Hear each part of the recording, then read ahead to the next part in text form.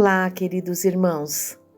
Com a graça de Deus, estamos aqui mais uma vez para realizar a leitura e reflexão sobre o Livro dos Espíritos por Allan Kardec, rogando sempre a Jesus, nosso governador, que nos auxilie através desses irmãos valorosos, desprendidos do corpo, a nos inspirar e a nos favorecer na compreensão dessas lições tão importantes para o nosso progresso. Estamos no livro 3º, capítulo 7, Lei de Sociedade. Item 1, necessidade da vida social. A pergunta de Kardec 766. A vida social é natural? Certamente. Deus fez o homem para viver em sociedade. Deus não deu inutilmente ao homem a palavra e todas as outras faculdades necessárias à vida de relação. Isso significa que a possibilidade da fala já pressupõe a necessidade e a importância da comunicação, e para nos comunicar, precisamos estar em relação com o próximo. Seja através da fala, das várias formas, precisamos estar convivendo com o nosso próximo. Pergunta 767 de Allan Kardec. O isolamento absoluto é contrário à lei natural? Sim, pois os homens buscam a sociedade por instinto e devem todos concorrer para o progresso, ajudando-se mutuamente. Vejam, tão importante isso que é uma lei divina, lei de sociedade, e o nome do próprio item ao qual estamos lendo para refletir, necessidade da vida social. Uma pergunta deste item, 768. O homem, ao buscar a sociedade, obedece apenas a um sentimento pessoal ou há também nesse sentimento uma finalidade providencial, de ordem geral? O homem deve progredir, mas sozinho não o pode fazer porque não possui todas as faculdades. Precisa do contato dos outros homens. No isolamento, ele se embrutece e se estiola. Nota de Allan Kardec. Nenhum homem dispõe de faculdades completas e é pela união social que eles se completam uns aos outros, para assegurarem seu próprio bem-estar e progredirem. Eis porque, tendo necessidade uns dos outros, são feitos para viver em sociedade e não isolados. Vejam que aqui a espiritualidade superior deixa claro a Kardec e a todos nós, então, que para progredir, todos nós precisamos estar em contato com o nosso semelhante e devemos evitar esse isolamento absoluto que nos embrutece e estiola ou enfraquece, debilita. Então, precisamos, nesta relação, desenvolver conhecimento, desenvolver faculdades das quais não possuímos. E somente nesta relação de sociedade é que vamos, então, nos desenvolver e aprender uns com os outros. Item 2. Vida de isolamento, voto de silêncio. Pergunta 769. Concebe-se que, como princípio geral, a vida social esteja nas leis da natureza. Mas como todos os gostos são também naturais, por que o do isolamento absoluto seria condenável se o homem encontra nele satisfação? Satisfação egoísta. Há também homens que encontram satisfação na embriaguez. Há provas disso? Deus não pode considerar agradável uma vida em que o homem se condena a não ser útil a ninguém. 770. E que pensar dos homens que vivem em reclusão absoluta para fugirem ao contato pernicioso do mundo? Duplo egoísmo. 770A. Mas se esse retraimento tem por fim uma expiação, com a imposição de penosa renúncia não é meritório? Fazer maior bem do que o mal que se tenha feito, esta é a melhor expiação. Com esse retraimento, evitando o mal, o homem cai em outro, pois esquece a lei de amor e caridade. Muitas vezes percebemos, identificamos o mal numa sociedade ou num grupo e queremos ali nos isolar para não ter o contato. Mas podemos então refletir que Deus Pai nos enviou num ambiente o qual não deveremos atuar? Será que Deus Pai errou? Então precisamos avaliar essas situações e se somos chamados a viver numa sociedade onde há o mal, onde há problemas, é porque de alguma forma precisamos aprender a atuar, auxiliar na transformação, transformando-nos primeiramente a nós mesmos, porque eles nos colocam nas primeiras respostas aqui das perguntas de Kardec, uma das mazelas maiores que temos, que é a do egoísmo. Então, quando algo não me agrada ou quando eu julgo que não é bom para mim, eu me afasto, eu me isolo e não quero saber. Então, estamos aprendendo que podemos sim, através de inúmeros recursos aos quais estamos aprendendo a usar, a ter esta atuação na sociedade, mesmo que haja alguma situação difícil e prejudicial, onde podemos atuar de forma positiva e não nos isolar. Minimamente a prece e depois o exemplo, buscando as virtudes do Cristo, no esforço das virtudes do Cristo e na nossa convivência com o próximo. 771. Que pensar dos que fogem do mundo para se devotarem ao amparo dos infelizes? Esses se elevam ao se rebaixarem, têm o duplo mérito de se colocarem acima dos prazeres materiais, de fazerem o bem pelo cumprimento da lei do trabalho. 771A.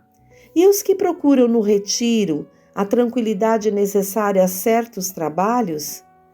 Esse não é o retiro absoluto do egoísta. Eles não se isolam da sociedade, pois trabalham para ela.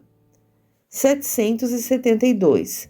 Que pensar do voto de silêncio prescrito por algumas seitas desde a mais alta antiguidade? Perguntai antes se a palavra é natural e por que Deus a deu. Deus condena o abuso e não o uso das faculdades por ele concedidas. Não obstante, o silêncio é útil porque no silêncio te recolhes. Teu espírito se torna mais livre e podes então entrar em comunicação conosco. Mas o voto de silêncio é uma tolice. Sem dúvida, os que consideram essas privações voluntárias como atos de virtude têm boa intenção, mas se enganam porque não compreenderam suficientemente as verdadeiras leis de Deus. Nota de Allan Kardec. O voto de silêncio absoluto, da mesma maneira que o voto de isolamento, priva o homem das relações sociais que lhe podem fornecer as ocasiões de fazer o bem e de cumprir a lei do progresso. Muito bem, item 3, laços de família, 773. Por que entre os animais, pais e filhos deixam de se reconhecer quando os últimos não precisam mais de cuidados? Os animais vivem a vida material e não a moral. A ternura da mãe pelos filhos tem por princípio o instinto de conservação aplicado aos seres que deu à luz. Quando esses seres podem cuidar de si mesmos, sua tarefa está cumprida e a natureza nada mais lhe exige. É por isso que ela os abandona para se ocupar de outros que chegam. 774. Há pessoas que deduzem, do abandono das crias pelos animais, que os laços de família entre os homens não são mais que o resultado de costumes sociais e não uma lei natural. O que devemos pensar disso? O homem tem outro destino, que não o dos animais. Por que, pois, queres sempre identificá-los? Para ele, há outra coisa além das necessidades físicas. Há a necessidade do progresso. Os liames sociais são necessários ao progresso e os laços de família resumem os liames sociais. Eis porque eles constituem uma lei natural. Deus quis que os homens assim aprendessem a amar-se como irmãos. Kardec nos remete nesse ponto para voltarmos ao item 205. Este item está no livro 2º, capítulo 4, Pluralidade das Existências. Segundo certas pessoas, a doutrina da reencarnação parece destruir os laços de família, fazendo-as remontar às existências anteriores? Ela os amplia em vez de destruí-los. Baseando-se o parentesco em afeições anteriores, os laços que unem os membros de uma mesma família são menos precários. A reencarnação amplia os deveres da fraternidade, pois no vosso vizinho ou no vosso criado pode encontrar-se um espírito que foi do vosso sangue. 205A. Ela diminui, entretanto, a importância que alguns atribuem à sua filiação, porque se pode ter tido como o pai um espírito que pertencia a outra raça ou que tivesse vivido em condição bem diversa? É verdade, mas essa importância se baseia no orgulho. O que a maioria honra nos antepassados são os títulos, a classe, a fortuna. Este coraria de haver tido por avô um sapateiro honesto e se vangloria de descender de um nobre debochado. Mas digam ou façam o que quiserem, não impedirão que as coisas sejam como são, porque Deus não regulou as leis da natureza pela vossa vaidade. Voltando à pergunta 775. Qual seria para a sociedade o resultado do relaxamento dos laços de família? Uma recrudescência do egoísmo. Então vejam, esse item, laços de família, é muito importante. Kardec, como cientista, como pedagogo, nos remete à reflexão sobre a ternura da mãe pelos filhos dentro do reino animal, onde esta tarefa está cumprida na medida em que o filhote já tem condições de alimentar-se e defender-se por si mesmo, então ela continua ali no seu quadro de receber outros animais por ela, ou enfim, para o seu nível de aprendizado. Mas no reino hominal, não é apenas esses cuidados de nutrição e proteção os quais devemos desenvolver. Nós já ganhamos uma condição diferente de raciocínio contínuo, de percepção de nós mesmos, de lucidez, e começamos a caminhar ali com consciência, com alguma consciência da nossa condição superior aos animais, para iniciarmos a compreensão desses passos no progresso que devemos desenvolver. Então, os liames sociais são necessários a esse progresso e os laços de família, eles ultrapassam ali então as necessidades de materiais apenas para o desenvolvimento e aperfeiçoamento dos sentimentos. Essa é a diferença principal quando entramos no reino animal, qual devemos ali desenvolver e ganhar essa condição de consciência, essa lucidez. E aqui, na medida em que possa existir a possibilidade de relaxamento dos laços de família, a resposta da espiritualidade é bem clara.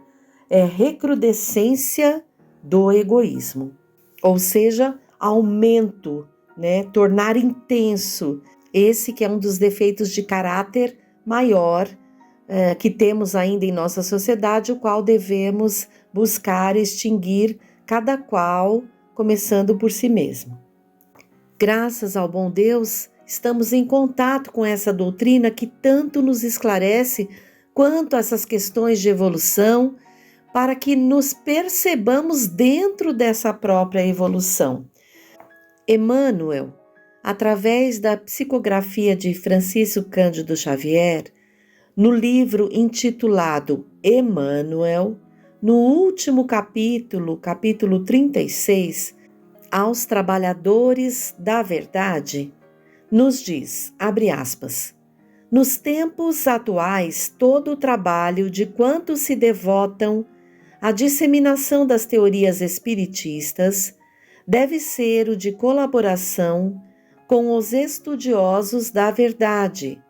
Não é o desejo de proselitismo ou de publicidade que os deve animar, porém a boa vontade em cooperar com os seus atos, palavras e pensamentos a favor da grande causa.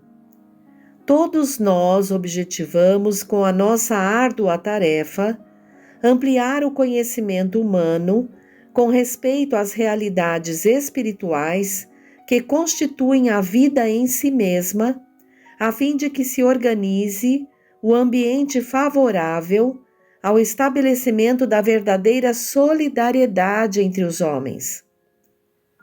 A fenomenologia espírita. A fenomenologia, nos domínios do psiquismo em vosso século, visa ao ensinamento, à formação da profunda consciência espiritual da humanidade, constituindo desse modo um curso propedêutico para as grandes lições do porvir. É por essa razão que necessitamos de cooperar ativamente para que a ciência descubra, nos próprios planos físicos, as afirmações de espiritualidade. Pode parecer que o materialismo separou para sempre a ciência da fé. Isso, porém, não aconteceu, e o nosso trabalho de agora simboliza o esforço para que os investigadores cheguem a compreender o que o céu tem revelado em todos os tempos. A psicologia e a, entre aspas, mente sana. A psicologia antiga pecava extremamente pela insuficiência dos seus métodos. O ser pensante achava-se para ela isolado do corpo, estudando assim os seus fenômenos introspectivos de maneira deficiente e imperfeita. A psicologia moderna vai mais longe. A sua metodologia avançada estuda racionalmente todos os problemas da personalidade humana, unindo os elementos materiais e espirituais, resolvendo uma das grandes questões dos cientistas de antanho. O corpo nada mais é que o instrumento passivo da alma, e da sua condição perfeita depende a perfeita exteriorização das faculdades do espírito. Da cassação da atividade desse ou daquele centro orgânico resulta o término da manifestação que lhe é correspondente.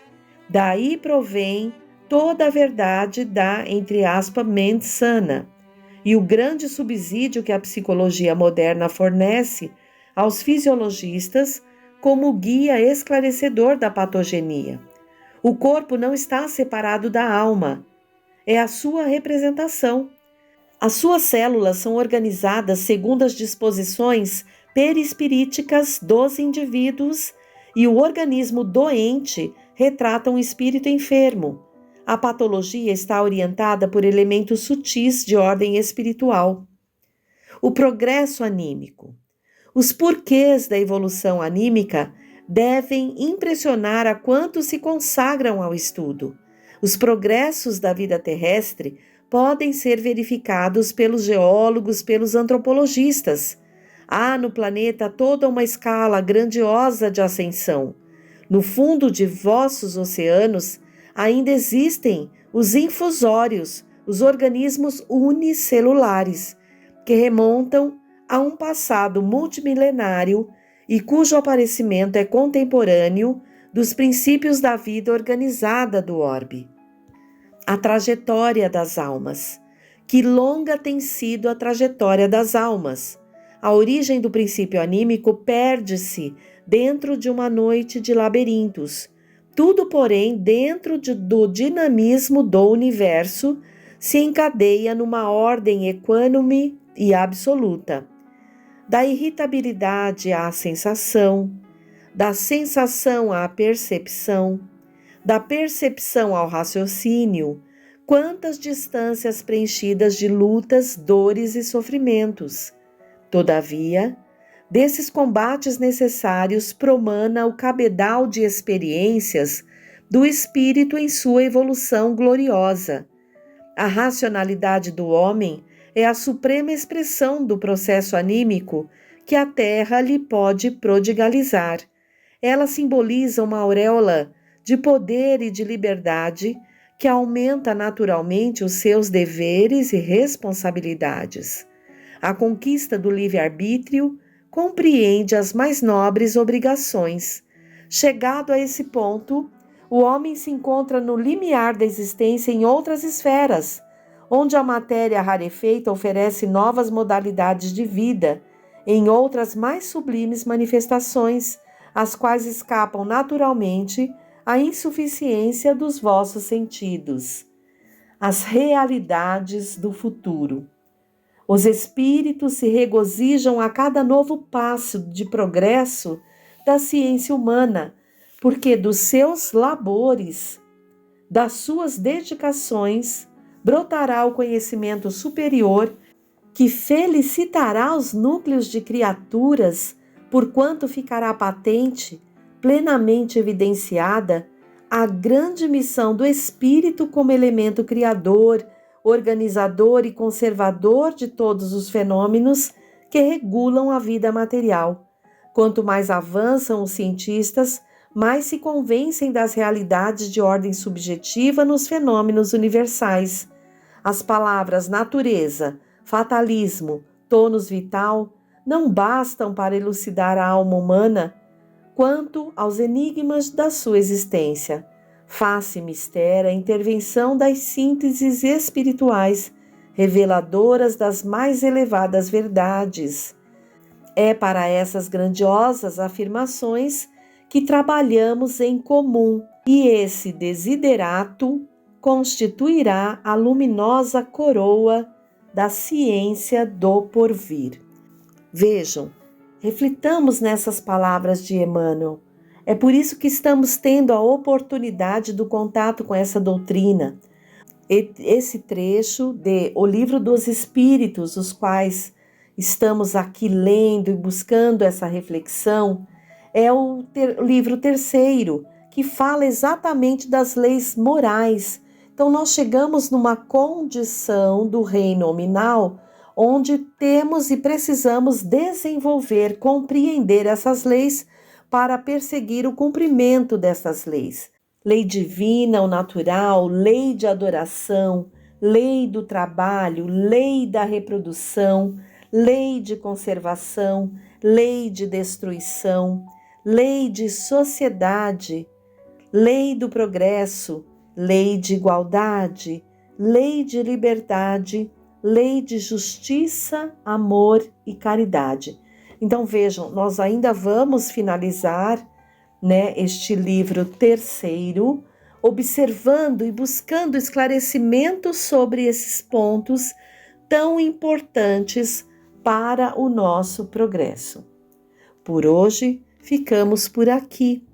Até o nosso próximo encontro. Todos fiquem no amor de Deus.